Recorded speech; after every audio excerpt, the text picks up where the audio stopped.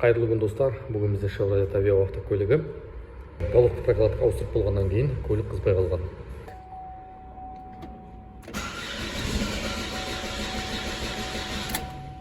Өсіп қозбай тұр дейді. Диагностика керек. Диагностика барысында 4 цилиндрді управление, цепь управления инжектором, яғни 4 форсункаға импульс жоқ дейді. Соны бірге тексереміз. Тексеру барысында бізде не импульс те жоқ, не плюс келмей тұр. Екеуінде де тоқ жоқ дейді. Соны мен қарай есеп көретін боламыз. Бұлай айнамен қараған кезде барлық форсункалар, штекерлері орында тұр. Міне төрттікі, мен 3 суырып алдым. Мұнда 2-нікі тұр міне. И бірдікі, 2-нікі міне мұнда тұр. 2 міне мұнда, и бірдікі мұнда не тұр. Әне тығылып тұр. Плюс пен минус жоқ. Екеуде управление жоқ.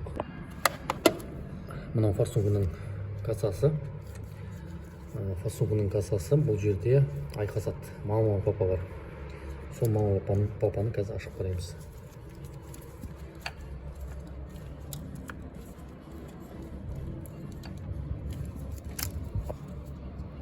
Осы сымдарды барлығын замокат етіп бәрін тексереміз тестермен. Мүмкін мынада өзінде үзілуі мүмкін, немесе арға қарай мына мамадан бастап компьютерге дейін тексеру керек болады, егер мына жерде проблема табылмаса. Диагностика барысында бізде 4 цилиндріміз табылған болатын схемасы. 4 схеманың компьютерден управление минус шығады, ал мына жерде 15 амперлік бір предохранитель бар екен. Бұл бізде engine control ignition relay дейді. Релейден шығады екен. Релейден шығып предохранитель 15-тік бар. Тексеру барысында бізде мына мама жақтан кассадағы 2 тоқ үзілген. Форсунканың кассасы бүтін, папасы да бүтін, ал тексеретін мама жақтан бізде 2 катушкадан импульс жоқ. Біреуі общий плюсовой, ал екіншісі бізде 3-ші цилиндрдің форсункасы үздік кеткен кейін импульс. Сондықтан машина қызбай тұрған. Форсункамыздың плюсы және минусын ораған болатынбыз. Сәл енді қатты әдем болмаса да, әйтеуір мықтап жасаған болатынбыз. Қазір көлікті қыздырып көреміз. Қыздырып көргеннен кейін белгілі болады. Қызамын қызбаймын. Бисмилля.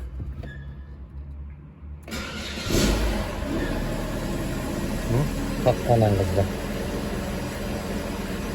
Ошибка енді чек жанып тұр. Қазір қараймыз, қандай ошибка бар екен. Содан кейін белгілі болады. Бұлай көлік қызды. Газ беріп көреміз.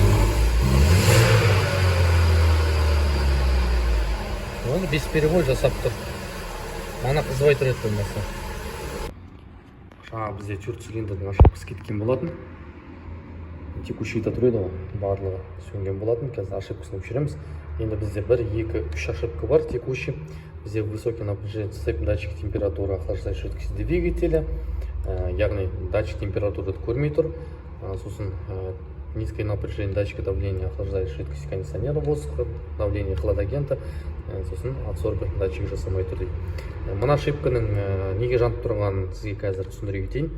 Бұл жерде бізде температура датчикті мынандай қолдан қойған ғой. Тұрған шығар. Мына термостаттың температурасы, термостатта ешқандай датчик жоқ. Вентилятордың айналуы тіке мынандай датчик температура қойып, қолдан релемен жасаған болатын. Яғни реле астында тұр. Сары розовый проводпен. Со датчикті температурасын алып тастағаннан кейін көлікте ошибка жанып тұр. Астындағы бір датчик, екінші датчик бұл бізде давление хладагента, ол кондиционердің датчигі жасамай тұр.